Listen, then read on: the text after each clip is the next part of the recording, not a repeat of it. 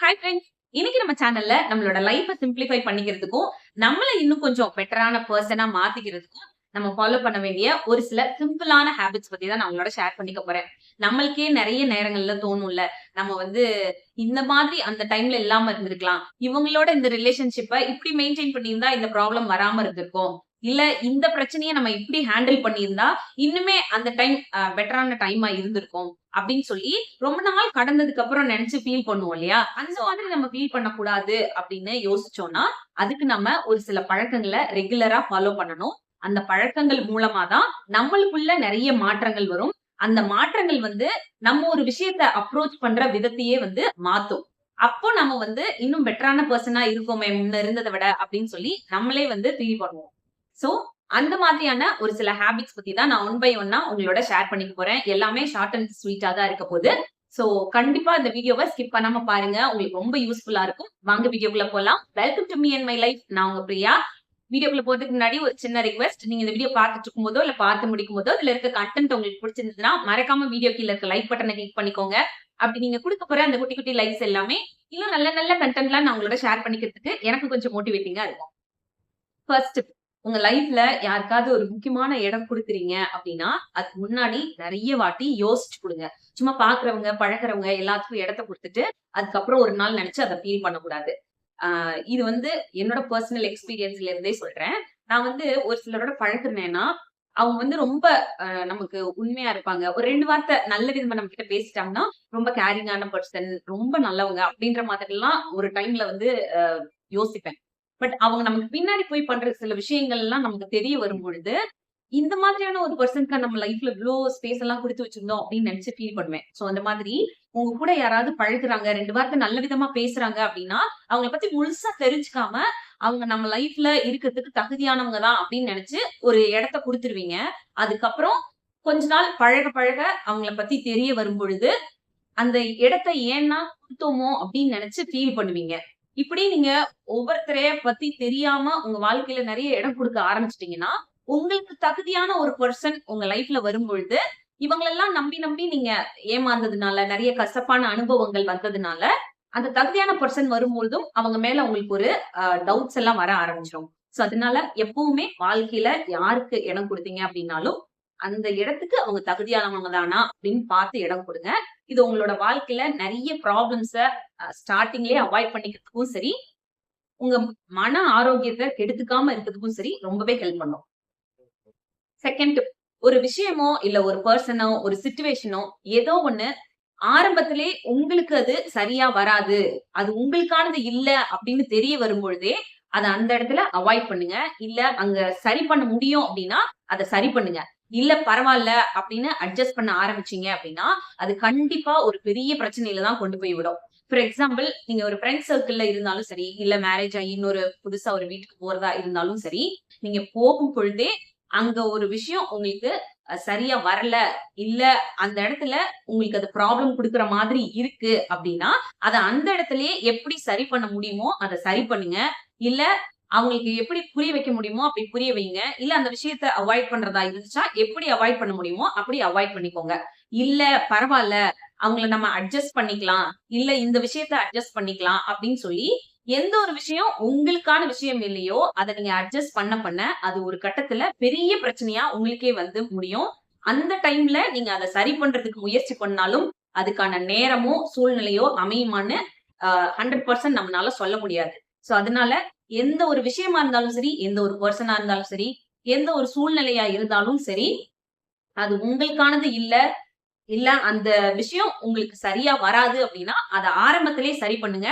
வளர விட்டுட்டு சரி பண்ணிக்கலாம் அப்படின்னு நினைக்கிறது பெரிய பிரச்சனையில தான் கொண்டு போய் விடும். 3 ஹேபிட்.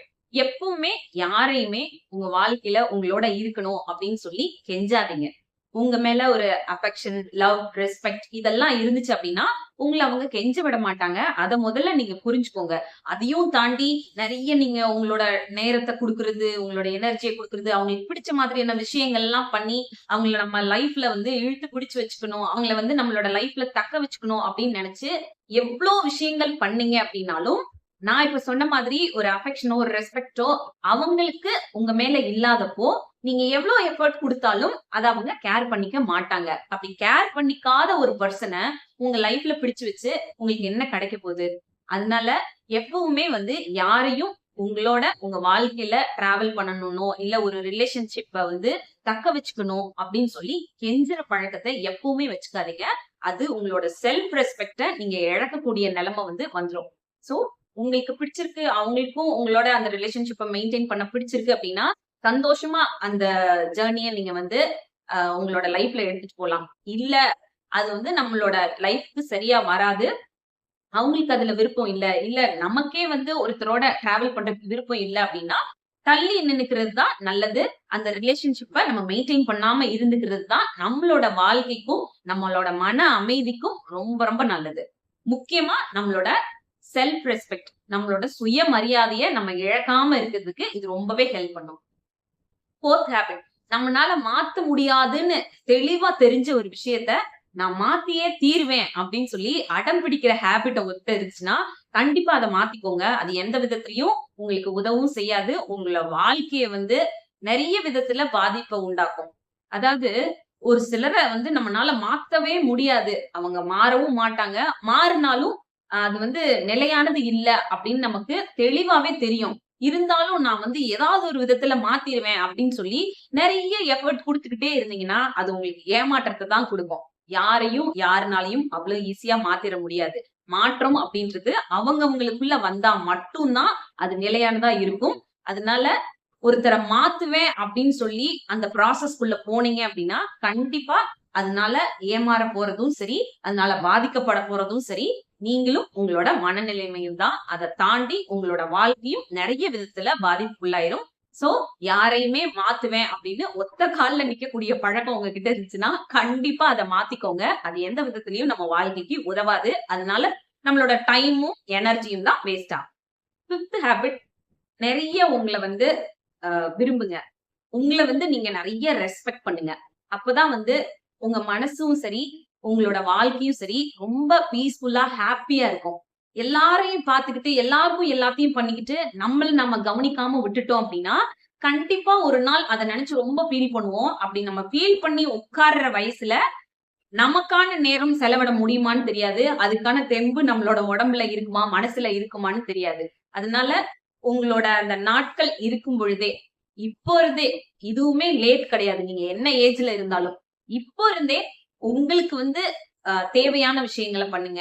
உங்கள நீங்க சந்தோஷமா வச்சுக்கிறதுக்கு, உங்க மனநிலைமைய ஹேப்பியா வச்சுக்கிறதுக்கு, பீஸ்ஃபுல்லா வச்சுக்கிறதுக்கு, நீங்க நெனச்ச விஷயங்கள செய்யறதுக்கு அப்படின்னு சொல்லி, உங்களுக்கு நீங்க நெறைய டைம், எனர்ஜி எல்லாம் குடுங்க. அது இன்னும் உங்கள ப்ரொடக்டிவா வச்சுக்கிறதுக்கும், உங்க வாழ்க்கைய நீங்க சந்தோஷமா வாழ்றதுக்கும், உங்க வாழ்க்கைய ஒரு மன நிறைவோட வாழ்றதுக்கும் ரொம்ப ஹெல்ப் பண்ணும். எல்லாருமே வந்து ஒரு சின்ன ஏஜ்ல இருக்கும் பொழுது, நம்மளே எடுத்துக்கலாம். இன்னும் குட்டி பசங்களா இருக்கும் பொழுது கூட ஒரு சில விஷயங்கள நம்ம பண்ணாம மிஸ் பண்ணியிருப்போம். பட் இப்போ பண்ணலாம் அப்படின்னு நெனச்சோம்னா கூட, நமக்கு அந்த வயசு கிடையாது. அண்ட் ஆல்சோ வந்து அத பண்ற அளவுக்கு நம்மளுக்கு பிசிக்கலி, மென்டலி எவ்ளோ ஸ்ட்ராங்கா இருப்போம் அப்படின்றதையும் சொல்ல முடியல இல்லையா? சோ அதனால சின்ன சின்ன விஷயங்கள் உங்களுக்கு பண்ணணும்னு தோணுச்சுன்னா, அத இப்பவே பண்ணுங்க. இந்த வயசு இத வந்து நான் பண்ண முடியுமா? பண்ண முடியாதா? அப்படியெல்லாம் யோசிக்காதீங்க. அந்தந்த டைம்ல எந்தெந்த விஷயங்கள உங்களோட வாழ்க்கையில சந்தோஷமா, ஹேப்பியா என்ஜாய் பண்ண முடியுமோ, அத வந்து பண்ணுங்க. இன்னுமே வந்து நம்ம பெட்டரான பெர்சனா இருக்க முடியும். பெட்டரா திங்க் பண்ண முடியும். பெட்டரா நம்மளோட லைஃப்ப வந்து லீட் பண்ணி கொண்டு போ முடியும். அவ்வளவுதான். இந்த வீடியோ இதோட முடியுது. இன்னொரு யூஸ்ஃபுல்லான வீடியோவோட நான் உங்கள மீட் பண்றேன். இந்த வீடியோ பிடிச்சிருந்தா மறக்காம லைக் பண்ணுங்க. இன்னும் நம்ம சேனல சப்ஸ்கிரைப் பண்ணாம இருந்தீங்கன்னா, ப்ளீஸ் சப்ஸ்கிரைப் பண்ணிக்கோங்க. Thank you.